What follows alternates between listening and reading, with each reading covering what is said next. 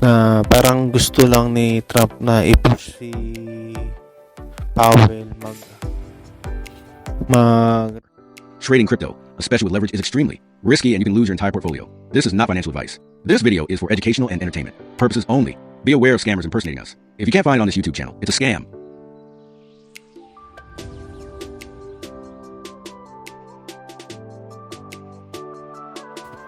Welcome guys, tara pag-usapan natin ng price action ni BTC ngayong araw.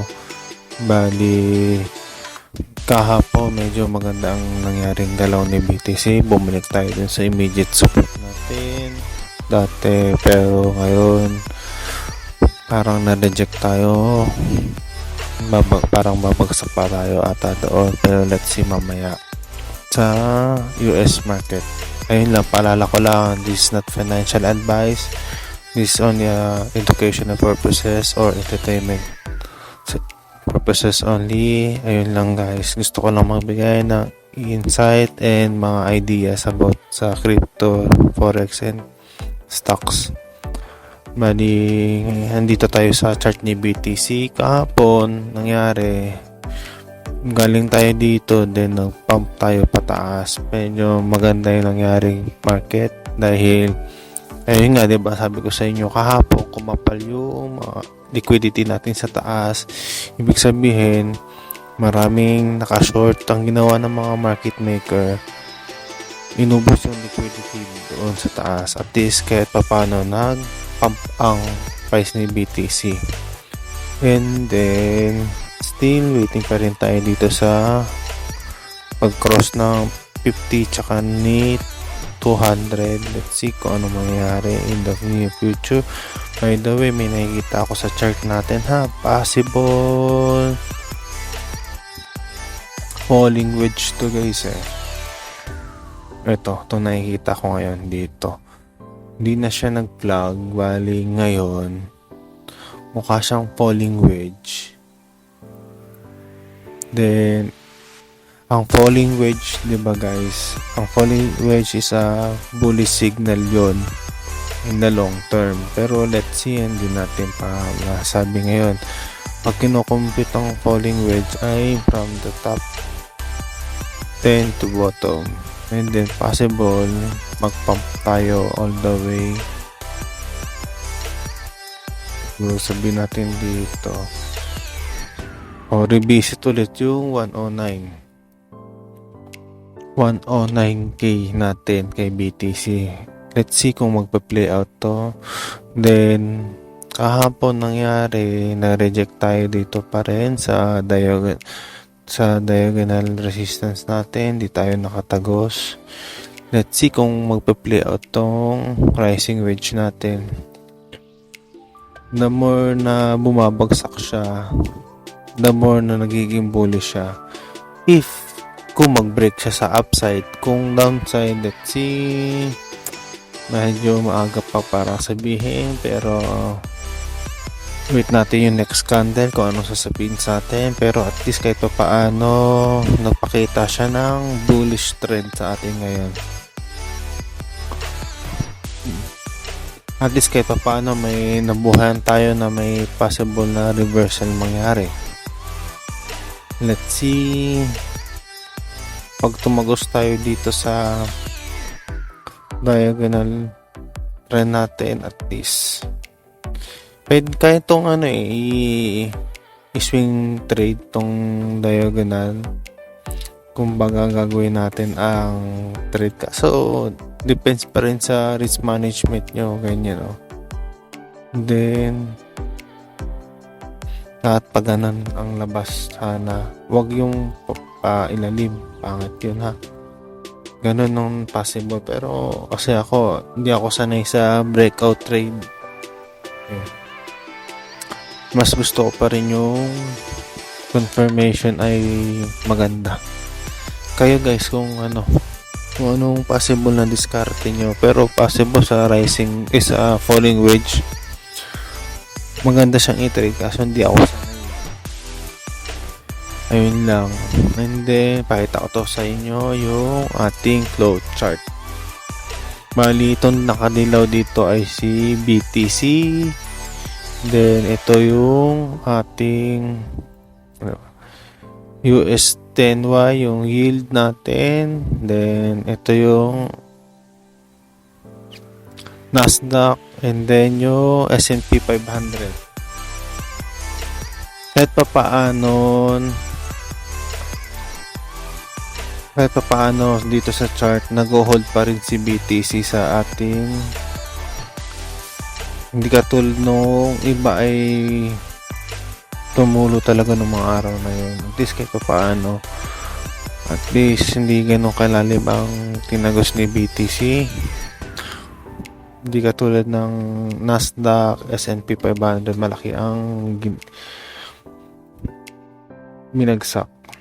Sa bagay, halos 12 trillion ang na-wipe out since the day nung sinabi ni Trump. Diba sabi ko sa inyo, expected na natin yon, magkakaroon ng sell-on news about regarding dun sa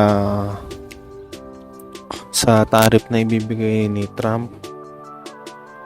Then sabi ko sa inyo, before the rally, then after na April 2, possible expected nyo na may sell-on news. Kaya sell-on news lahat to nakita natin. Kaya lahat ito ay galing doon. Then syempre maraming tinamaan talaga na hindi maganda, tulad ni China na umabot sa 104%. Pero may balita na i-hold muna ulit ni Trump yung tariff about doon. Then let's see, piling ko kasi guys na parang gusto lang ni Trump na i-push si Powell mag rate cuts. Yun yung nakikita ko parang battle of the power to Siyempre alam naman natin powerful din si Powell dahil siya nagkokontrol ng Federal Reserve. Siya yung nagkokontrol ng pera. Then si Trump ay siyempre presidente, kaya mas powerful siya. Pero feeling ko na ginagawa ni Trump ay gusto niya na i-push lahat ng country din na mag-print din ng pera at magbaba ng rate cuts. Yun lang yun possible na mangyari para may bagong pera na papasok sa ekonomiya, para mapilita mag-print.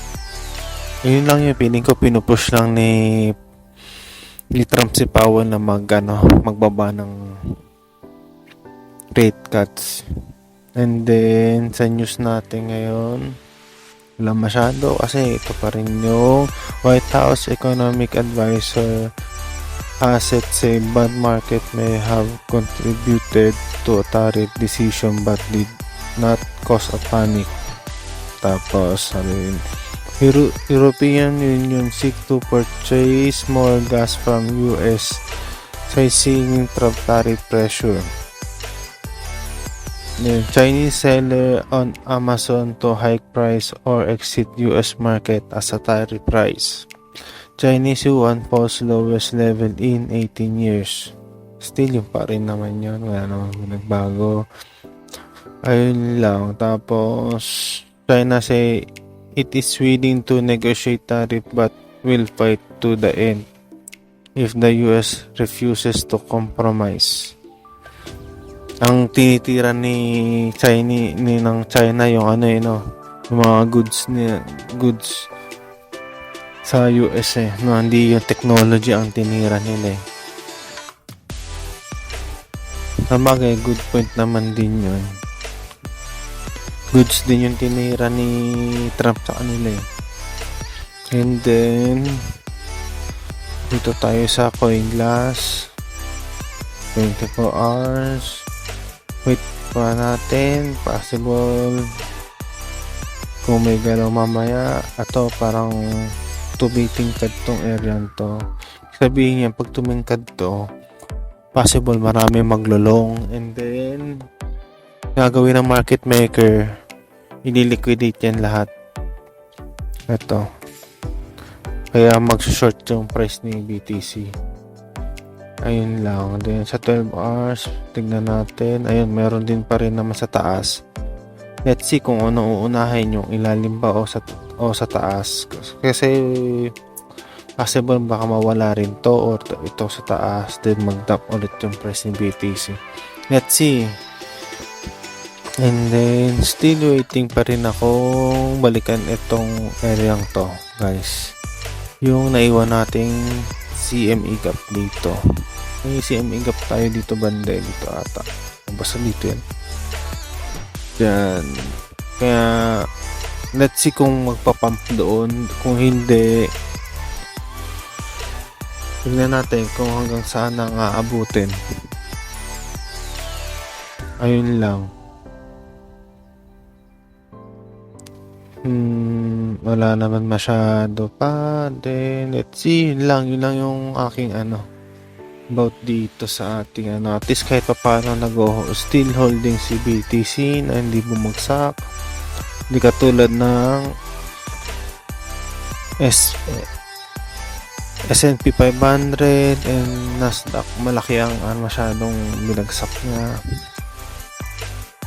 Let's see, 10 years yield ng US bumagsak din, then nag-pump, nakapag-recover na ulit ang market. Let's see hanggang saan pa tong crash na mangyayari. Pero sinabi ko naman sa inyo before, price in na yan lahat. Ang waiting na lang natin is kung talaga ma-pressure si Powell na mag-rate cuts. Pag na-pressure si Powell, possible maraming manguutang, nakakapag-print ng pera. Gano'n naman yun eh. Ayun lang. And then kung may magandang news, sana wait pa rin tayo ha. Basta kung anong sinasabi ng chart, yun lang ang i-trade. Laging i-check ang leverage, yung position sizing, o mag-over leverage para hindi maliquidate. Always remember guys, trend use your friend. Bye bye.